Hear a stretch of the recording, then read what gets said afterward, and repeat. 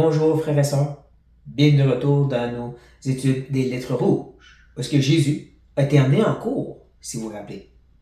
Mais rapidement, il s'en est défait. Il a sorti le témoin par excellence, son Père, Dieu. Et comme on l'a entendu, certains ont cru. Sauf que rapidement, en rentrant dans une nouvelle section, on va voir qu'il y a peut-être des questionnements à avoir en rapport avec ceux qui ont cru. Et c'est pas nouveau, parce que quand tu regardes l'évangile de Jean, on voit qu'à quelques reprises, il mentionne des gens qui ont cru en Jésus, mais à quel point c'était pas une foi qui sauve. Une foi qui est vivante, comme Jacques dirait. Et c'est rien de nouveau ça non plus, parce que Jésus a donné une parabole, la parabole des 4 terres. Où est-ce qu'il a mentionné qu'il va y en avoir au moins 2 qui vont avoir une réaction forte, vont sembler avoir cru et compris, mais ils n'ont pas de racines. Et les troubles de ce monde viennent étouffer. Et ne portent pas de fruits. Ils ne sont pas sauvés. Donc, il y a une réalité dans le Nouveau Testament. Des gens qui croient, des gens qui semblent avoir la foi, mais c'est pas une foi vivante. Et ça, on va voir encore plus en regardant cette prochaine section. Tellement c'est une grosse section. Elle commence au verset où nous sommes rendus 31 et elle continue jusqu'à 48. Donc, on va le couper en 2. On va l'arrêter à une partie où est-ce que Jésus s'est vraiment frappé droit au but. Puis ensuite, on va continuer la prochaine fois. Mais comme je dis, Jean a terminé la dernière fois en parlant du fait qu'ils ont cru. Et voici comment Jésus réagit face à ça. Et il dit aux Juifs qui avaient cru en lui, « Si vous demeurez dans mes paroles, vous êtes vraiment mes disciples. Vous connaîtrez la vérité, et la vérité vous affranchira. » On ne manque pas le petit commentaire de la part de Jean. Il parle aux Juifs qui ont cru. Puis il leur dit qu'ils doivent persévérer, qu'ils doivent avoir un plein affranchissement. Ils ne sont pas sauvés donc. Il faut faire des choses pour être sauvé. Faut-tu aller jusqu'au bout? Il ne faut pas oublier le contexte historique. Le ministère terrestre de Jésus était vraiment une zone grise dans l'histoire du salut et de la foi. Parce que pendant ce moment qu'il est sur la terre, il n'est pas encore été à la croix. L'œuvre accomplie là n'est pas encore réalité. Et même quand il partage le message, qu'il dit qui il est et qu'est-ce qu'il est venu faire, il ne dévoile pas tout encore. Tranquillement et subtilement, il va parler aux disciples, les apôtres, en rapport avec le fait qu'il va aller mourir, mais encore là, c'est encore voilé. Donc, il n'y a pas la plénitude de la vérité, si je peux dire. On peut mieux comprendre, donc, l'appel envers ces gens qui ont cru, qui semblent avoir compris quelque chose sur la divinité de Jésus, qui doivent demeurer dans cette parole. Ils vont connaître cette vérité plus complètement et finalement être affranchis après sa mort et résurrection, bien sûr. On n'oublie pas que même les apôtres, lorsqu'ils étaient devant la croix, ils n'ont pas compris. Ils ont tout abandonné. Et bien c'est seulement lorsque Jésus est venu les voir ressusciter que là, ils ont commencé à comprendre et être pleinement franchis. Donc oui, ils doivent continuer pour être ces vrais disciples terrestres. On n'oublie pas la différence. Nous, on est des disciples après la croix, mais il y avait des disciples juste avant. C'était particulier à son ministère terrestre. Il devait persévérer dans cette information qu'il donnait, cette parole, qui est en train de révéler pièce par pièce, mais qui va ultimement être complet après la croix, après sa résurrection. Donc oui, eux, ces gens qui disent maintenant qu'ils croient, qu'ils semblent croire, c'est besoin de persévérer pour vraiment être affranchis. Comment est-ce qu'ils comprennent ceci? Comment est-ce qu'ils vont recevoir un tel message? Ils lui répondirent, « Nous sommes la postérité d'Abraham, et nous ne fûmes jamais esclaves de personne. Comment dis-tu, vous deviendrez libres? » La première chose à noter ici, c'est à quel point ils sont aveugles. Parce qu'ils disent, on n'a jamais été esclaves de personne.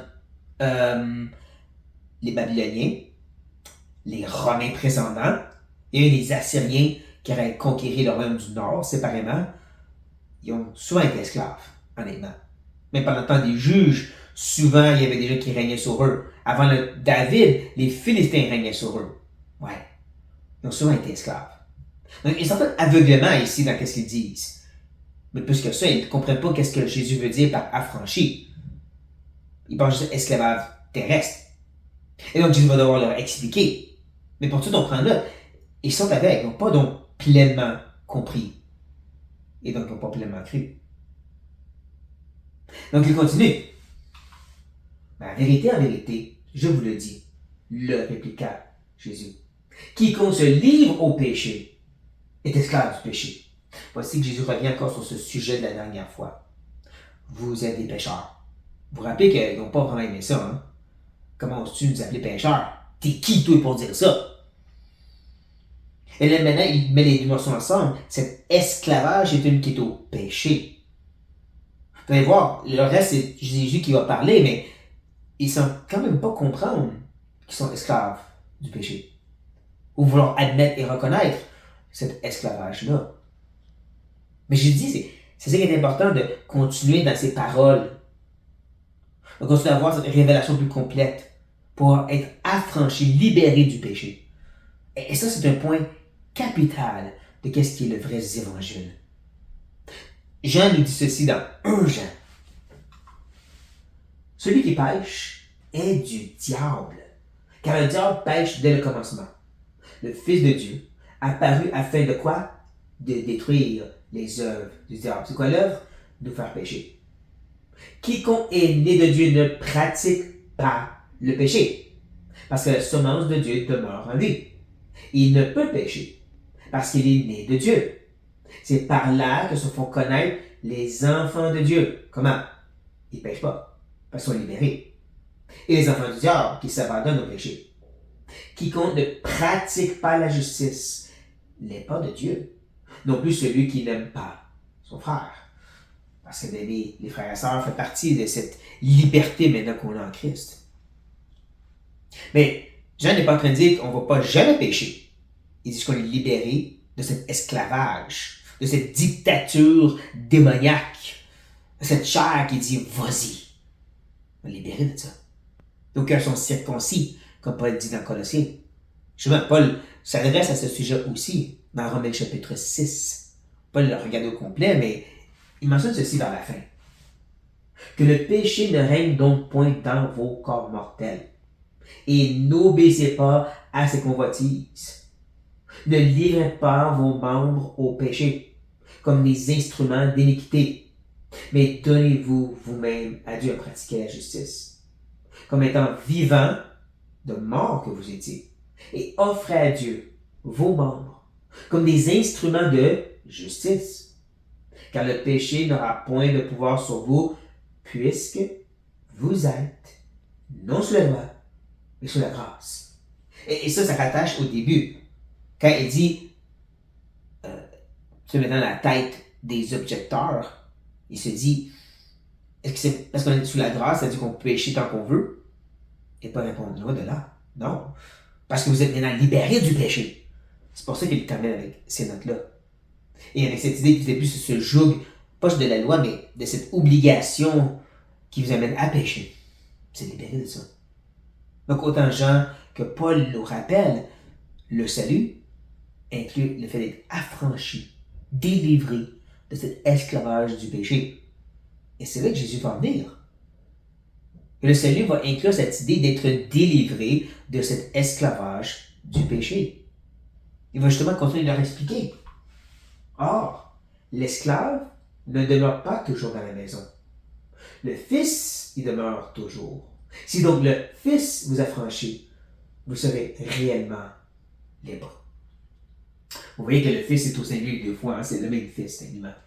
C'est Jésus. Il est celui qui peut demeurer dans la maison de Dieu et qui peut vous laisser rentrer dans cette maison, étant la porte lui-même. Mais il dit à la foule qu'ils sont esclaves, si vous vous rappelez. Hein? Vous êtes esclaves, vous êtes affranchis, mais l'esclave, lui, il ne demeure pas toujours dans la maison. C'est pas la première fois que Jésus parle de cette façon à la foule juive autour de lui. Ces gens qui s'imaginaient être déjà dans la maison de Dieu. On est postérité d'Abraham. Donc, automatiquement, on va être dans la maison de Dieu. Mais Jésus dit, non, c'est pas automatique comme ça. Vous devez y rentrer pour pouvoir y demeurer. Et ça se trouve en lui.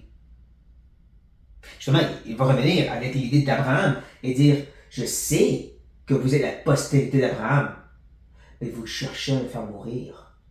Parce que ma parole ne pénètre pas en vous. Oui, vous êtes physiquement les descendants d'Abraham, mais ça ne change rien. Vous n'avez pas plus accès à la maison de Dieu à cause de cela. Même pire, vous voulez le faire mourir. Dieu connaît les cœurs. Il sait qu'après ce qu'il vient juste de dire, il y a quelque chose qui est en train de rager en eux. Les mêmes personnes qui croyaient tantôt semblent être en train de se déranger contre lui maintenant.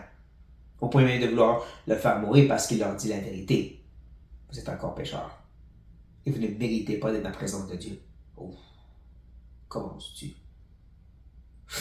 Mais ne manquez pas, hein, parce que cette parole qui a dit que vous devez recevoir et persévérer dedans. Cette parole qui va s'éclairer et devenir une vérité plus grande pour eux. Elle ne pénètre pas. Il y a une plénitude de l'évangile qu'ils n'ont pas reçu. Il y a une petite fissure de lumière. Un petit quelque chose qui semblait croire. Autrement, ça parle comme ça dans Hébreu, surtout au chapitre 6. Ça dit quelqu'un qui peut goûter un peu à la vérité. Expérimenter un petit quelque chose, mais pas porter fruit. Et donc, il est bon à être jeté dehors. Mais c'est qui a franchi encore? Manquez pas, c'est lui et sa parole. Jésus va continuer à frapper durement au cœur de ses lecteurs, je dis de son audience, de ceux qui sont devant lui. Il va vraiment aller direct au but, ou comme ils disent en anglais, un mic drop, ils vont échapper le micro pour dire c'est fini. Au moins pour nous, présentement. Il va dire ceci. Je dis ce que j'ai vu chez mon Père, et vous, vous faites ce que vous avez entendu de la part de votre Père.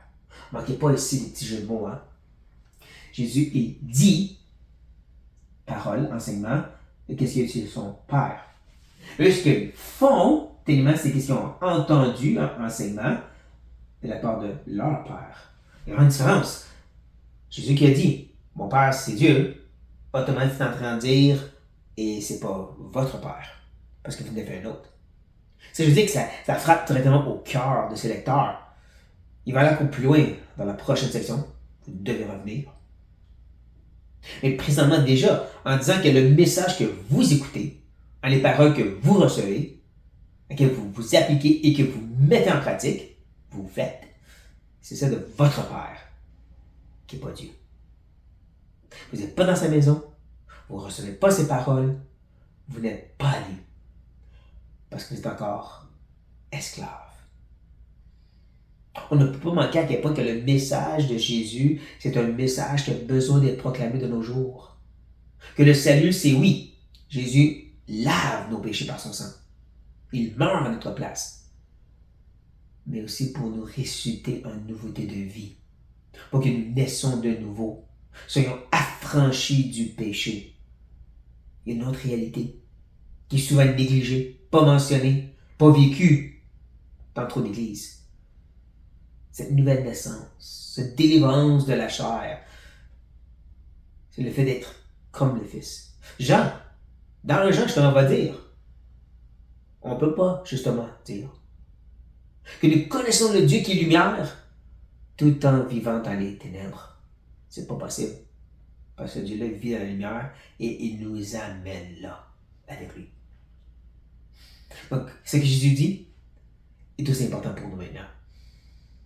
Et pour notre proclamation de l'Évangile et aussi l'examination de notre cœur. Est-ce qu'on a été affranchis du péché? Sur ce, notre frère et sœur, soyez bénis.